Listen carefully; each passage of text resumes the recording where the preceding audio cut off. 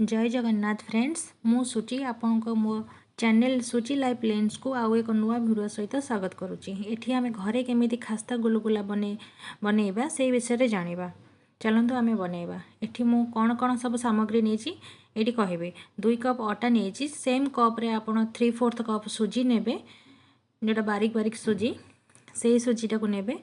से कप रे आपण 3/4 कप सुगर नेबे। ये सुगर को आम ग्राइंडिंग करदे, कारण एमती सुगर नेले कारण दरदरा दरदरा रहिबो आ टिके हबापी टे टाइम लगे से गुंड करके नहीं गले टे भल पाउडर मिसी भी जीव।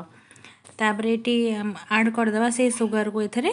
तापर ये मु खाइबा सोडा नहीं, खाइबा सोडा टिके कम नेबे। अधिका ये जदि आप नहीं जीवे ताहले खोलीजिव, कड़े पकेला माने एटा खोलीजिव। खोलीगले तो कौन जिनस भल लगे तो सेफ आसबनी, तो कौन फायदा। तो से खाइबा सोडा टिके कम नेबे।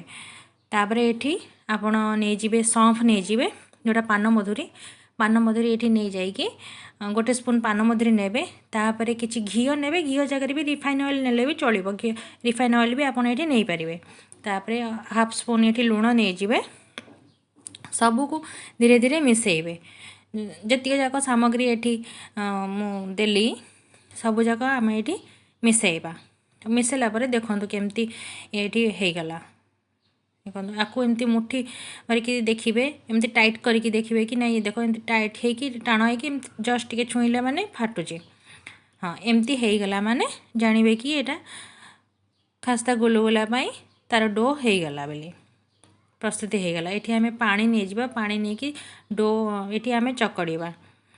चकड़ी जमती आम रुटी अटा चकड़ू रुटी करने से एमती चकड़ा। टिके पानिया रखा, कारण रुटी टिके टाइट अटा चकड़ू आम। तो ये गुलगुला ये टिके कम मतलब पानिया टिके चकड़ा सी सेट नब।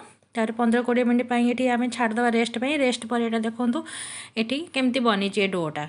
तापर छोट गुलाटे नहीं कि गोटे तेल कड़े बसई, तेल कड़े मुझे किसी मात्रा तेल। तापर मुझे गोटे छोट डो ये पकईकी देखिली होती कि नाई।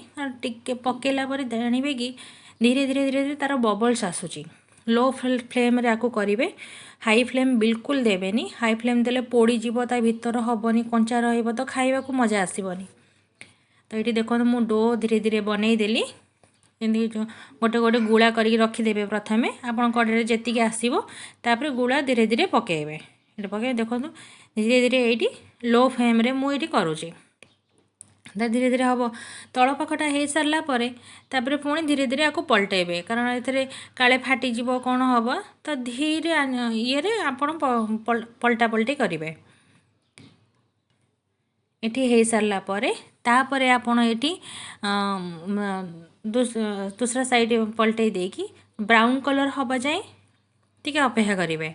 धीरे धीरे ता भीतर कौटी काले कंचा रही जाइए कौन हो 5-10-8 मिनट खंड लगे फ्राए हाँपाई।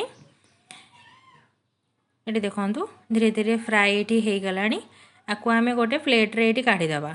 देखो ना केते बढ़िया सुंदर भाव में जमती दुकान रे मिले सेमती पूरा परफेक्ट है।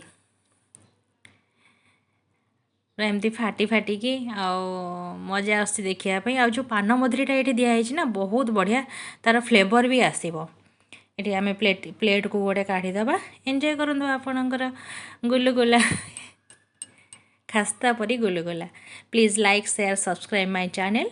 Bye bye friends.